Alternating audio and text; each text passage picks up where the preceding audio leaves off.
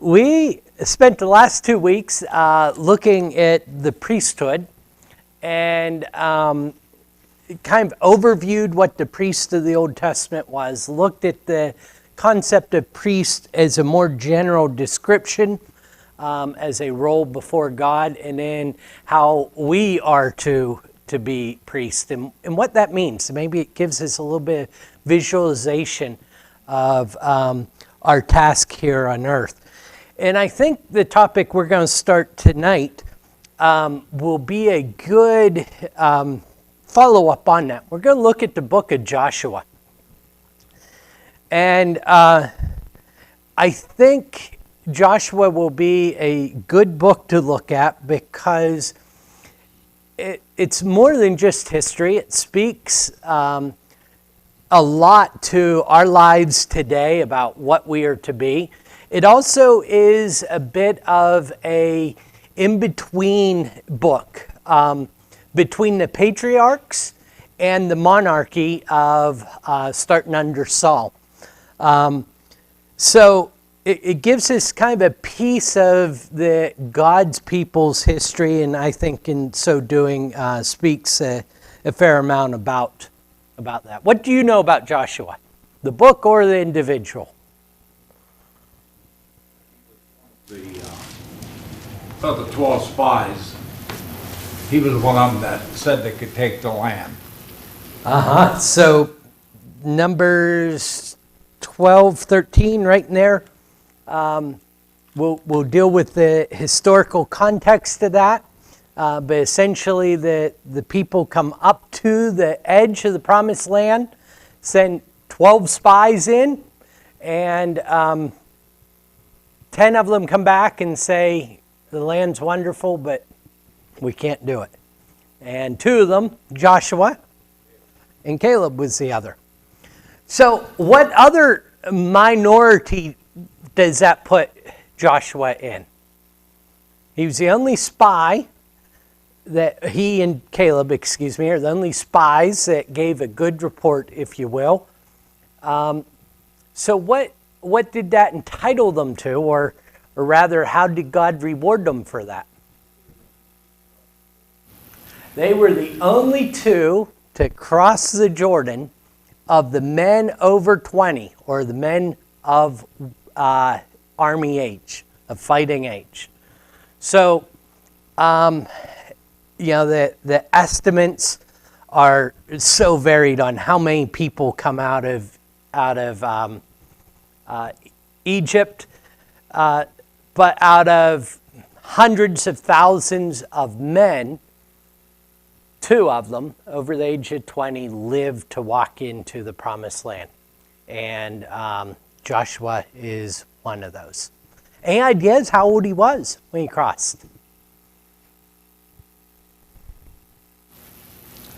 Right around 60 is where he was. He's about 40 years old when he goes in as a spy.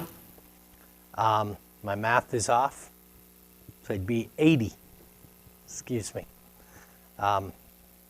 When he crossed the Jordan. My math's still off because he was 110. No, that is correct. Okay, I'm with you now. I am in the right place. He's 110 when he dies. So that gives you kind of a glimpse of Joshua's life there. What else do you know about Joshua? He was Moses' successor, right? Yeah. He carries the torch for Moses. How does it go after Joshua? So Moses is a great leader, right? And overall things go really well under Moses. And then Joshua takes over.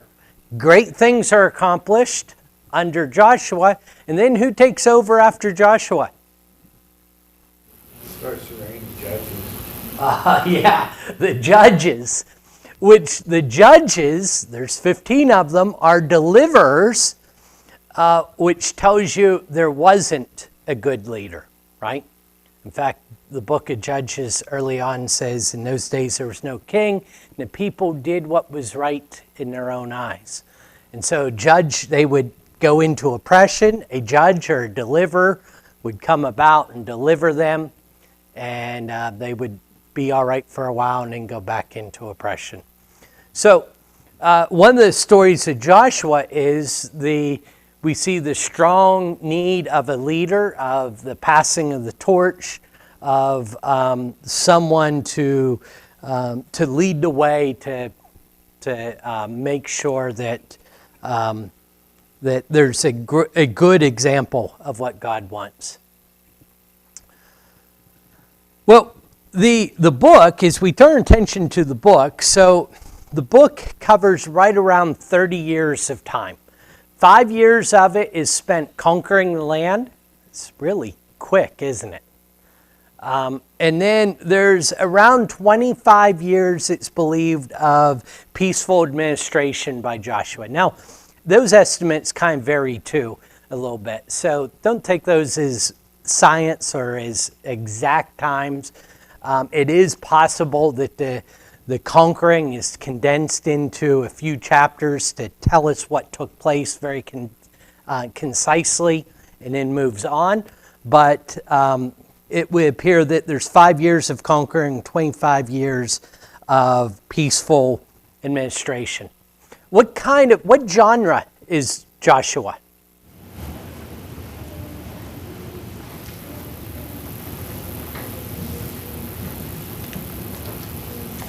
What genre is Joshua? You read the first sentence, I think it goes a long ways towards telling you that. Let me ask you this, maybe, what categories of genre are there? That'll help us make sure we know what a genre is. Don't know, I suspect that may have been the case with a lot of people. So, Gary, if he's going to read a genre, what kind of book do you typically read? Western, action, mystery. Okay, action, mystery, Western. Would those Westerns be historical fiction? Yep. That would be one classification, right? So you have fiction, nonfiction are big categories of genre, right? You have historical, you have poetic, right? So what kind of genre is Joshua? Just looking at the first sentence. What's it doing? Doesn't look like poetry, does it? History. We categorize it as history. It's certainly narrative, isn't it? It's telling a story. So it's a historical narrative is the genre of the book. Now, we categorize it in our Bibles as the first book of history. I don't know, Rita, if that's what you had in mind. It was. We categorize it as the first book of history. How did the Jews categorize it, though? I think this is really important. I think this helps us as we go throughout this book. Joshua was in the prophets. Joshua was categorized as a prophet. In fact, they broke their prophets into former and latter prophets. Joshua would have been a former prophet, meaning early prophet. What should that tell us about the book? We're working on the genre here. What it's meant to tell us. Is it telling history? Just telling history, I mean to say? Or is it telling history with a purpose?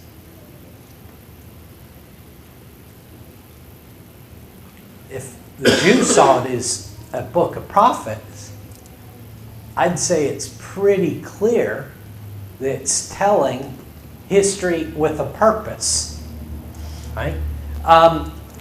If you were to go back and read about the fall of Rome, how many different theories do you think there are about the fall of Rome? Few or many?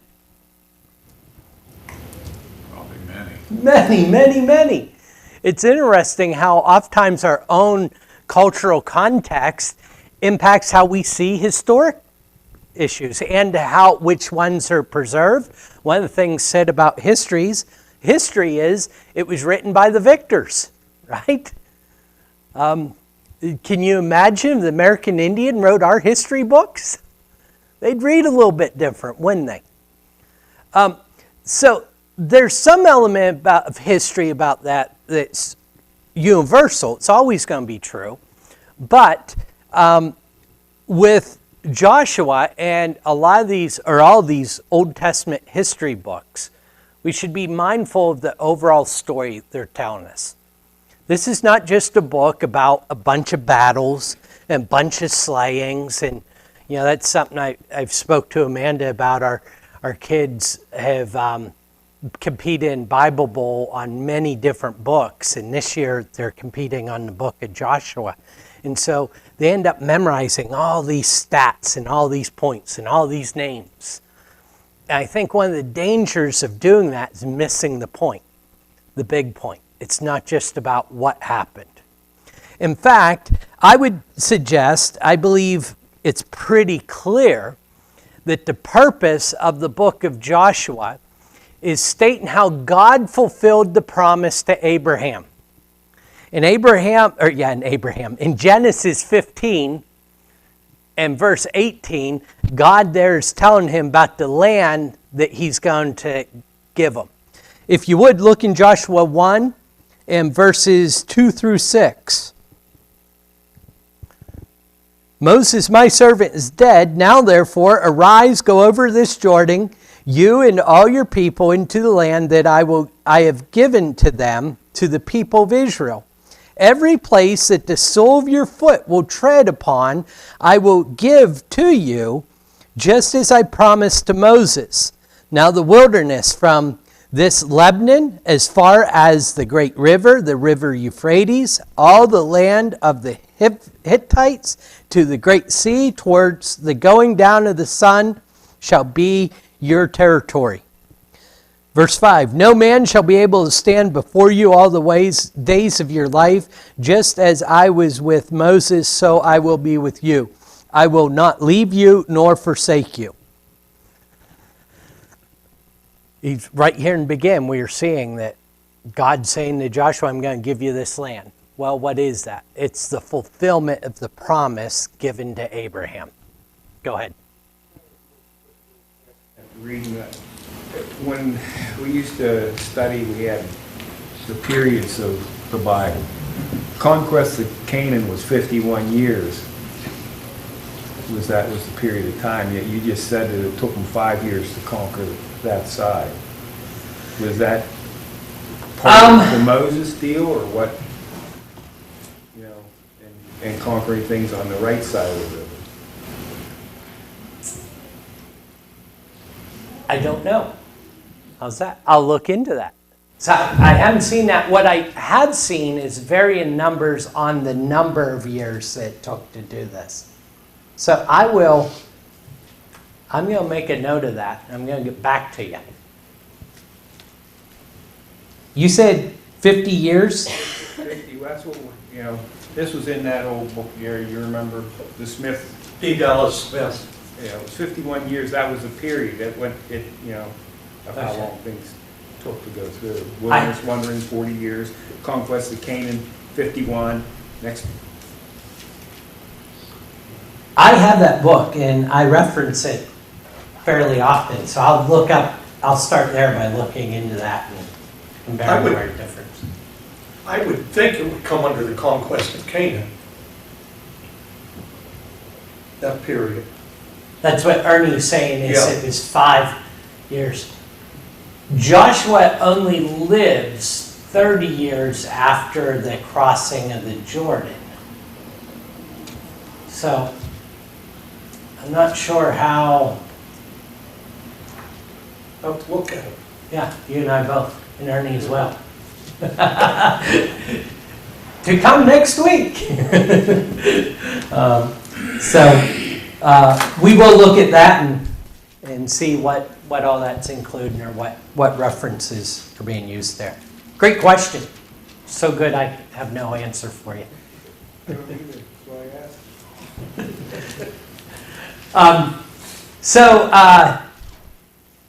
So it's a giving of the promised land. I want to point out this point before we get into the specifics of the book. And I think maybe this is the most important point of the book. If you would turn your Bibles to Hebrews. I know it's a long ways from Joshua. Keep your finger there in Joshua if you want.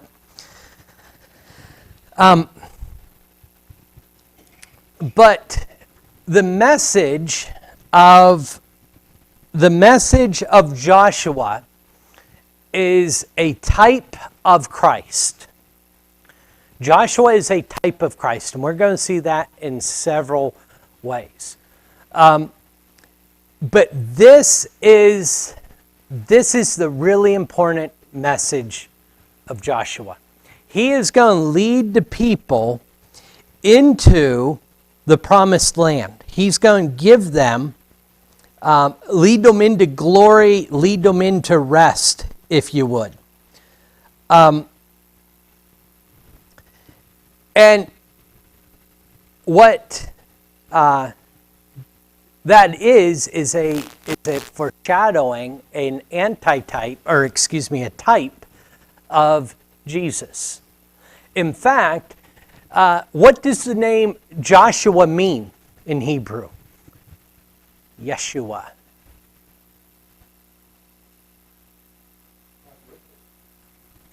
God saves us. Or God with us sometimes is interpreted. When we talk about Jesus, It's a derivative of Jesus. yes. So, or Jesus is a derivative of Joshua, actually. Yeah.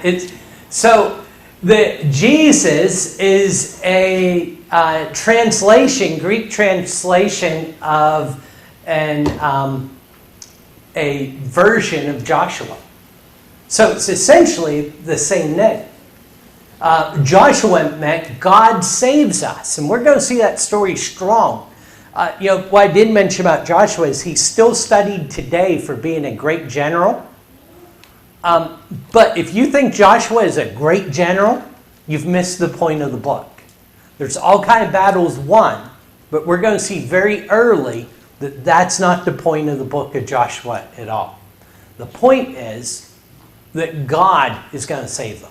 And of course, Jesus means God saves us, or God with us, as Gary said.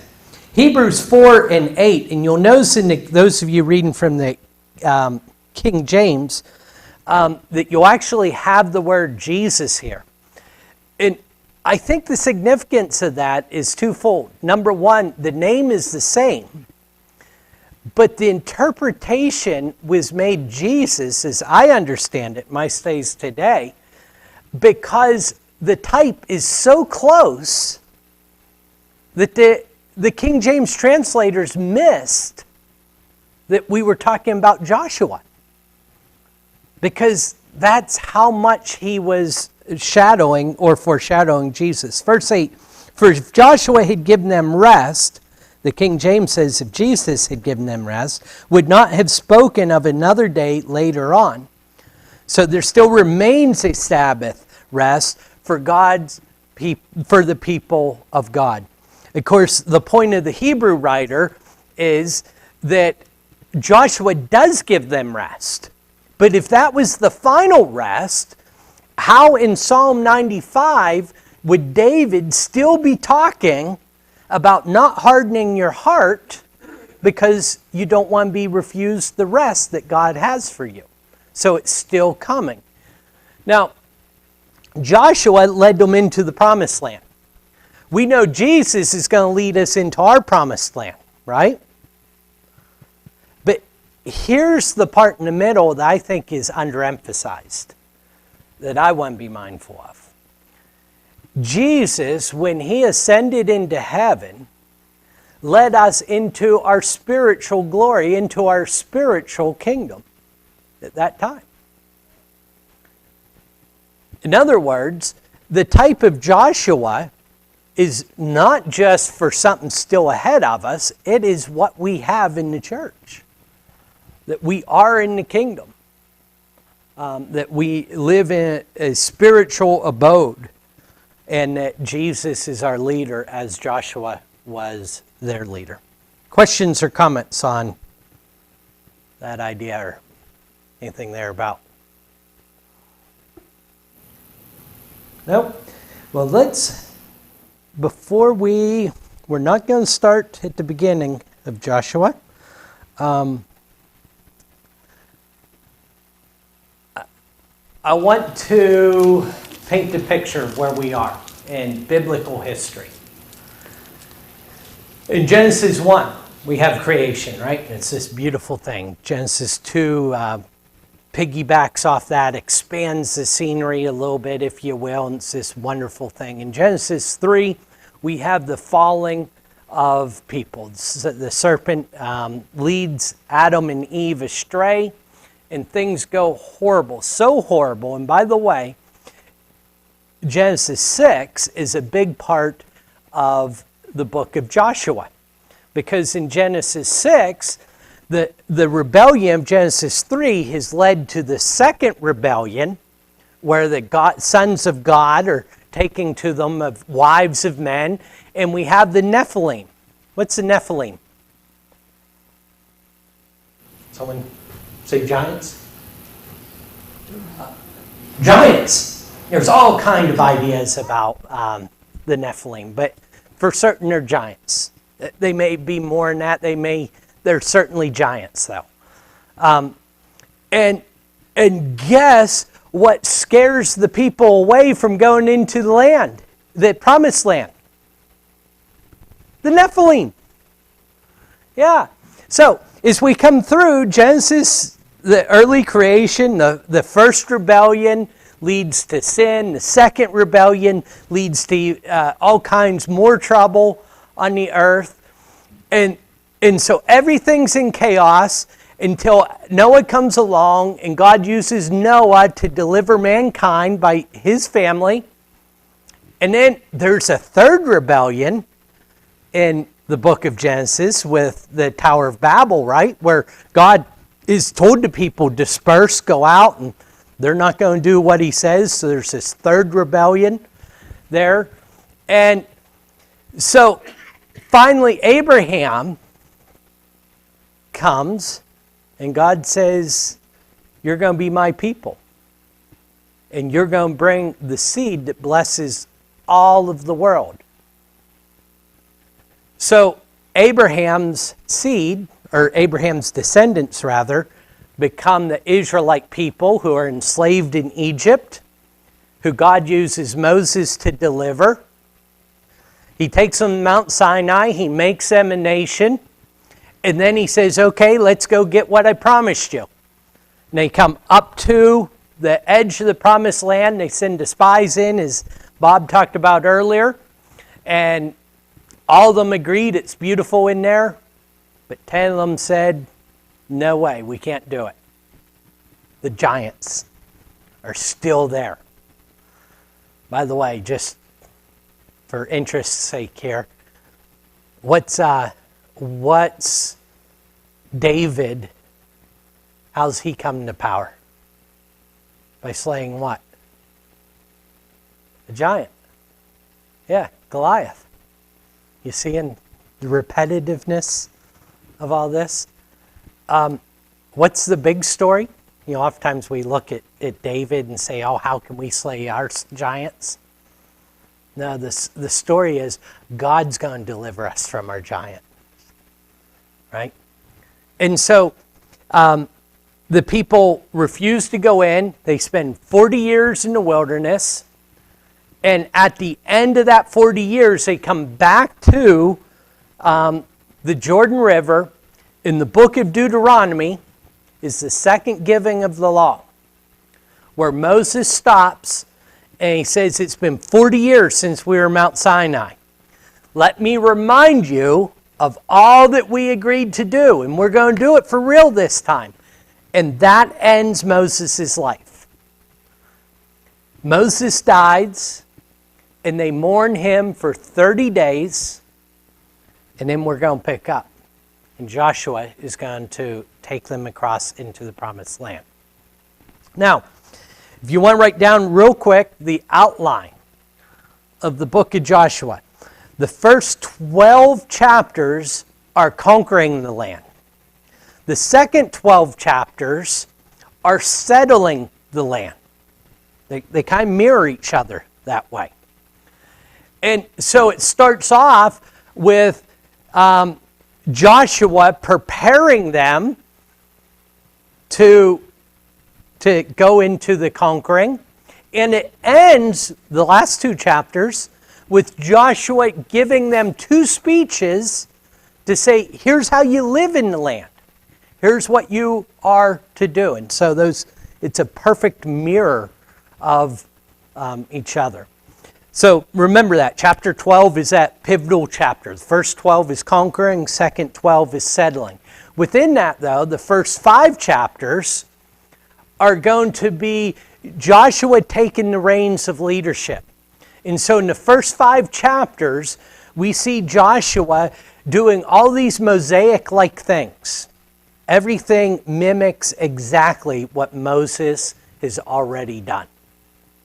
And we're going to see that play out throughout those first 5 chapters. And in chapter 6 is that famous battle where we march around in circles. Right? Questions or comments on that? All right, so we start our reading. Let's go to chapter 5. That's the logical place to start a book, right? Chapter 5, starting in verse 13. Would someone please read Joshua 5, verses 13 through 15? When Joshua was at Jericho, that he lifted up his eyes and looked, and behold, stood a man over against him with his sword drawn in his hand. And Joshua went unto him and said unto him, Art thou for us, for our adversaries? And he said, Nay, but as captain of the host of the Lord am I now come. And Joshua fell on his face to the earth, and did worship, and said unto him, What saith the Lord unto his servant? And the captain of the Lord of hosts said unto Joshua, Loose thy shoes off from thy foot, for the place whereon thou standest is holy. And Joshua did so. Okay, thank you. Point number 1. Who is the commander of the Lord's army? Is it Joshua?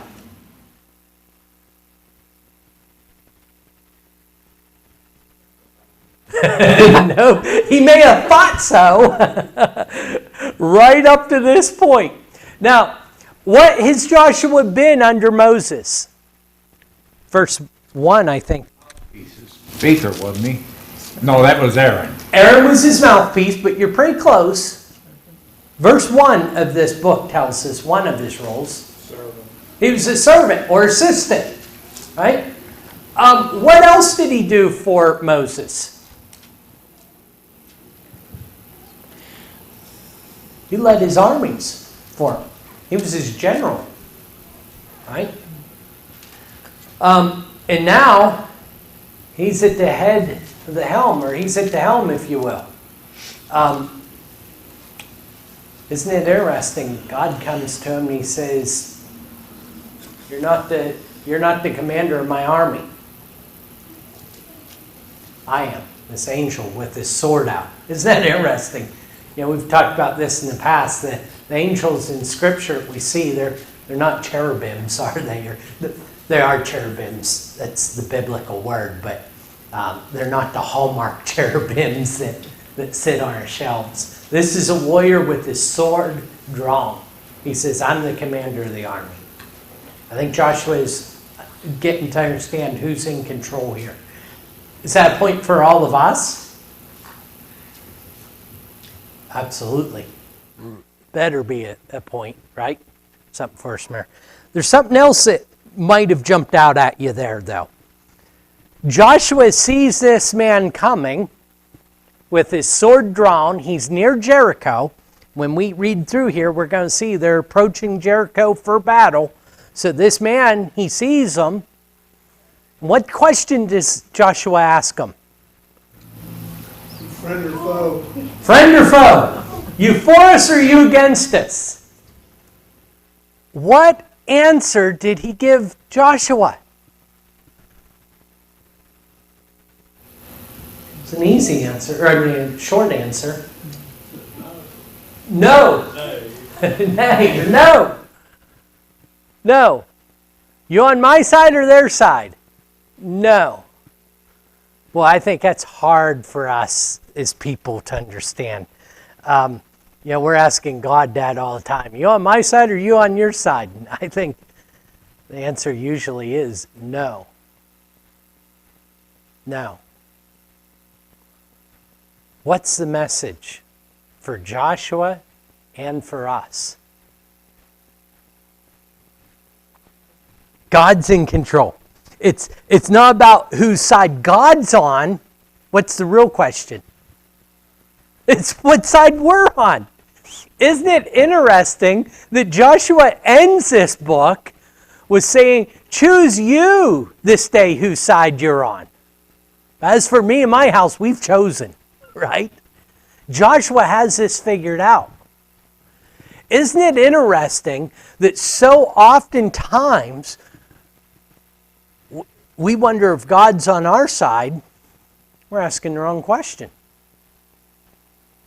Joshua is being told here, are you on my side? Very important point.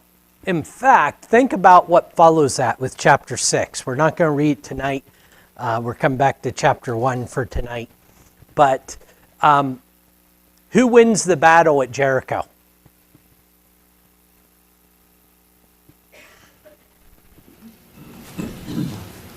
God does, in a way that can't be denied, right? It's absolutely God. Do you remember what the next battle is? Ai.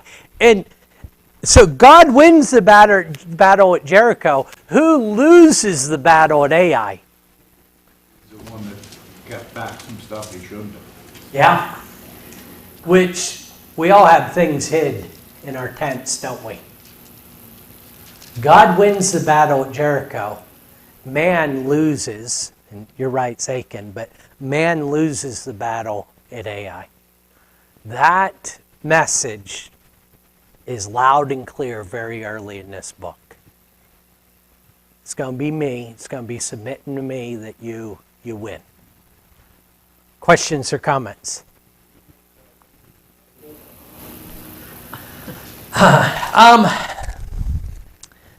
I don't know. How's that? I'm batting 100%. I was looking to see if it was, and I don't think it is.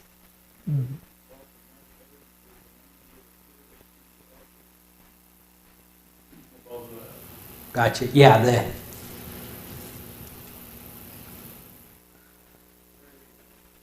The Michael the One or whatever they always show as the battler, kind of the leader of battles.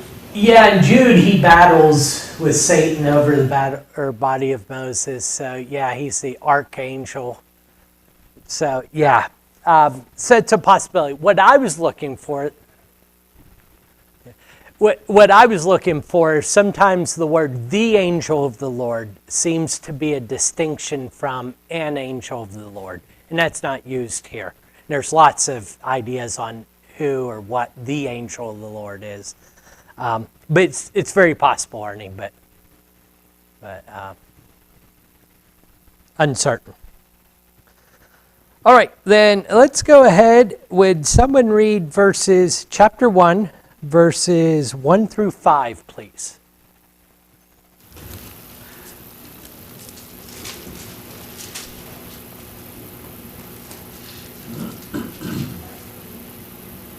Now after the death of Moses, the servant of the Lord, it came to pass that the Lord spake unto Joshua, the son of Nun, Moses' minister, saying, Moses, my servant, is dead. Now therefore arise, go over this Jordan, thou and all this people, unto the land which I do give to them, even to the children of Israel.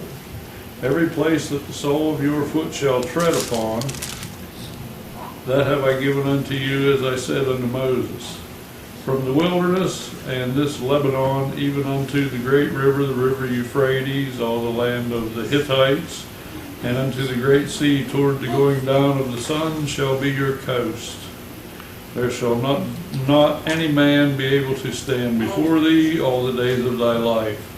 As I was with Moses, so I will be with thee. I will not fail thee nor forsake thee. Okay, so we see here that Joshua is chosen as the leader. He says, I was with Moses, so I will be with you. Remember in Moses, is it 33, I think, chapter 33 of Exodus, where Moses says, Lord says, I'll go with you. And he says, if not, we don't want to go, Lord. God here is saying to Joshua, I'm going to go with you. It makes all the difference in the world. I have a slide here.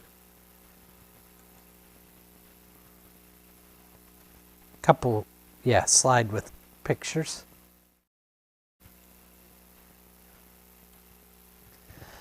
So, throughout the book, and we aren't going to spend a lot of time on all that, in the middle part of the book, we have a lot of geography, a lot of areas and lands, and for us, it can get kind of boring.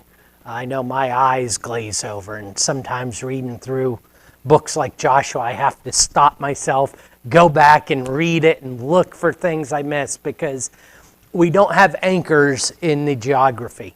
Bear in mind, for them, it would have had great significance because this is explaining where their inheritance is, where their land is, and where they are to live.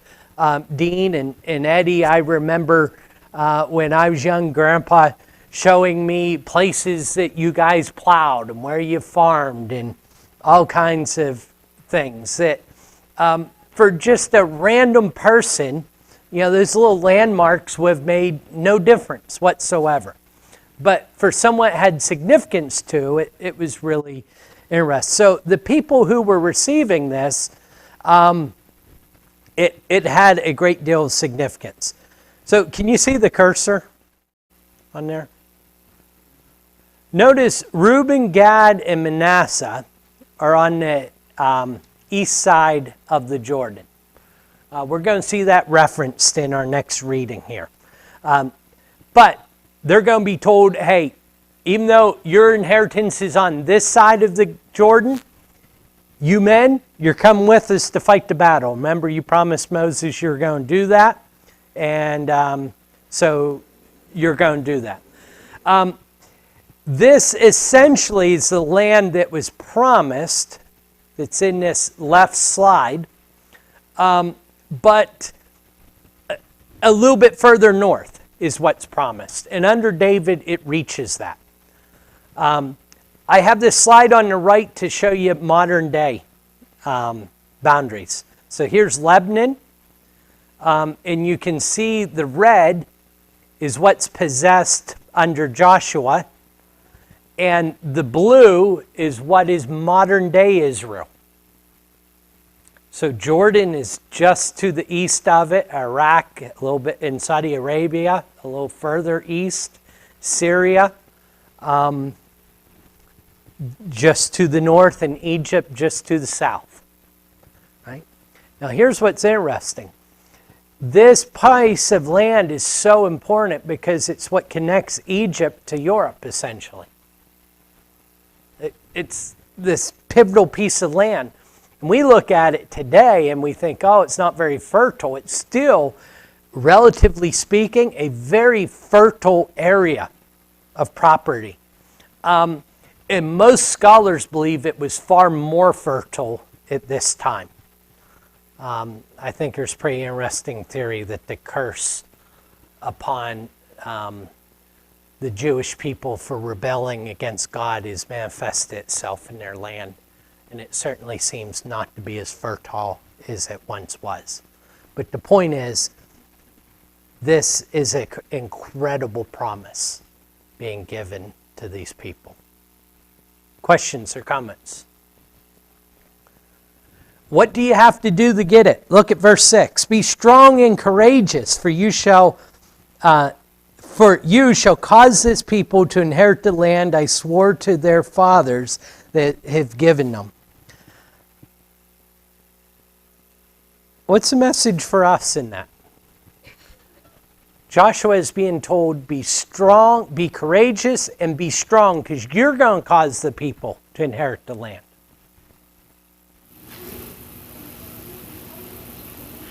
Maybe sometimes the leaders don't get the privilege of having feelings. Right? Or not manifesting them. Joshua is told, you be strong, you be courageous. I'm going to give you this land. Verse 7, it's almost like Joshua didn't hear. Only be strong and very courageous. Are you getting it? You getting the idea that God wants them to be strong and courageous? Let me tell you, if God tells you that twice in a row, something scary is about to happen.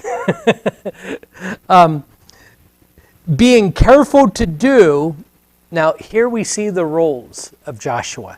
Being careful to do all the law that Moses my servant commanded you. Do not turn from it to the right hand nor to the left, that you may have good success wherever you go. What's the law? What does he have for a Bible, if you will?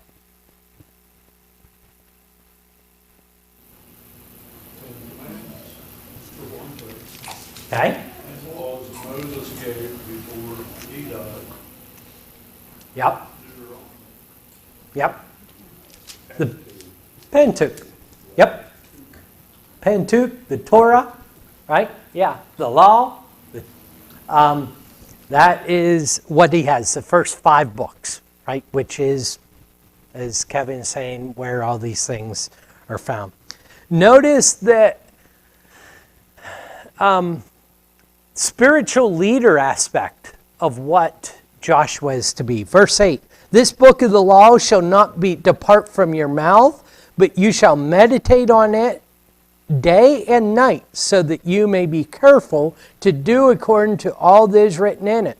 For when you will make your way, then you will make your way prosperous, and then you will have good success. There's his spiritual aspect. And then look at verse 9. I think we come back to the same concept. I think it's his military command. Have I not commanded you, be strong and courageous? Do not be frightened and do not be dismayed, for the Lord your God is with you wherever you go. Questions or comments? You see the torch passed, and then what we're going to see in the rest of chapter 1 next week is Joshua picking that torch up, and God's going to say, I'm going to be with you by showing the people that you are my servant. And so we'll pick up there next week. Thank you much.